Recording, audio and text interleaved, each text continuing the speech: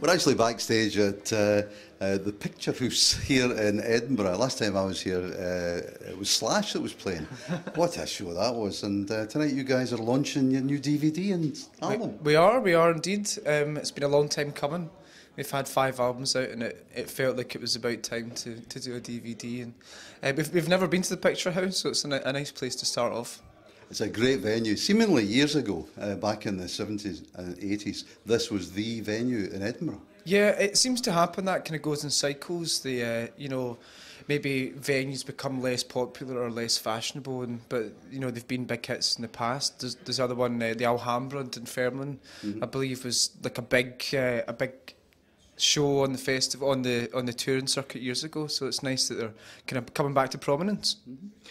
Now, as far as the DVD and live album is concerned, how did you select which? Presumably, you recorded quite a number of shows. How did you select which ones to use? We only recorded one show. Really? We took the risk and just had our fingers crossed it was going to be a good night. And luckily, it turned out to be a great night. But I think the set kind of comes heavily from our previous, our most recent couple of albums, but we thought it was really important to have songs from right the way back to right at the start, and kind of show what the band's been about, show what our journey's been, and that sort of thing. So it's a lot of songs. It was a long show. We were on stage for almost 2 hours, so we're all knackered afterwards, but it was a lot of fun. There's some live albums, especially back in the 70s, when you listen to an inverted commas live album, and there'd be silence all the way through, and then you'd have this little false bit of audience applause coming in. But listening to this one of yours, it sounds to me as if it is certainly 99.9% live.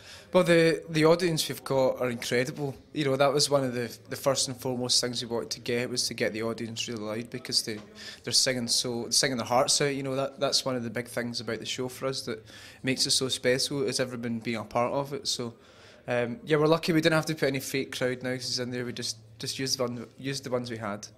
Many of horror caused a wee bit of controversy when I don't know what do they call that television programme that used it. I can't even remember what it's called. I've forgotten as well. I've forgotten. Well, looking back on it now, what's your feelings on it? I don't know, kind of fairly mixed. I don't think it's really that big a deal. I think a lot get written about it and said about it. I think the three of us feel like it's past, it's gone now, and it's something we're quite happy to kind of forget. Not that it was a really bad point in our lives or a tough point for the band, not at all. But we feel like it's we've said kind of almost all we have to say about it, and it's just something that happened, and maybe time to start talking about other things perhaps. I spoke to the guys in Journey just 2 or 3 weeks ago, and I obviously asked them a similar sort of question, because Don't Stop Believing was used in a television programme. And they give a similar sort of answer to yourself. They were quite happy to talk about it, but they said, well, we've been around for a long time, 30 years, and there's a lot of people out there have never heard of Journey. This is, in our opinion, a way of introducing us to a new audience. And with respect, I would say that's the same with Biffy. Not everybody in the UK had heard of Biffy, but definitely. Perhaps a lot more have now. Well, that's it. I mean, we didn't see it as being a massively negative thing at all, and I'm certainly not, against talking about it. It's not like we're ready to put a gun against our heads or anything. It's just, we wouldn't want it to overshadow what we try to do as a band. We work really hard. We have done it for a number of years, not as long as Journey, but maybe in 35 years we'll be standing here talking about our 12th album or something like that. Let's hope so. You did the Glastonbury Festival last week, and I watched bits of it on the telly. It looked pretty cool as usual. But this weekend, or next weekend, you're playing Sonosphere. You're headlining this time on the Saturday night.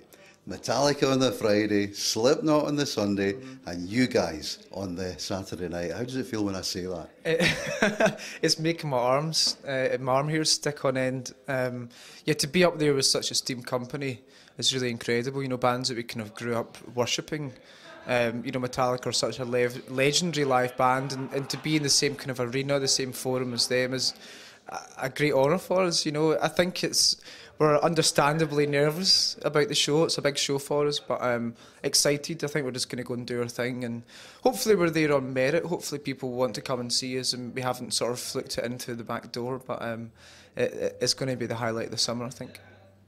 don't think you've fluked it, but you've worked, as you say, you've worked damned hard, and over the years that I've been watching you, you've worked your way up the bill from lunchtime at Tea in the Park to 2 o'clock in the afternoon till 4 o'clock, then 7 o'clock, and now you're top of the bill at one of the biggest festivals in the UK. Yeah, I think you're right. It doesn't feel like work when you're enjoying it, but it is fair to say when we ever look back at festival appearances over the years, we've done a lot of them, and we've kind of earned our stripes, I guess. It's just once you get to late night at a festival, once it starts to get dark, the atmosphere kind of changes and it becomes much more exhilarating. And we've always watched bands who play afterwards at festivals and over the years and thought, we really want to do that. We want to wait until it gets dark and people are really up for having a great time. So it feels like we've waited a long time, but I think we're ready. We're looking forward to it, and we'll just have our fingers crossed that we can pull it off. Final question on Sonosphere. The set that you're going to give us, will it be different? Do you sit and talk about that and say, let's do different songs from what you did at Glastonbury or you did last year at Tea in the Park? Yeah, we were talking about it just before we did this interview, actually. We're agonising over what songs to play. But you don't want to just turn up and do the same set over and over again. But we do realise that there are some songs that people want to hear, and if we didn't play them, they might get annoyed with us. So there will hopefully be a few surprises. We're trying to work out a few things to keep it spicy and keep it interesting and keep it interesting for ourselves as much as anything. We feel like if we're having a good time, hopefully the crowd will have a good time as well.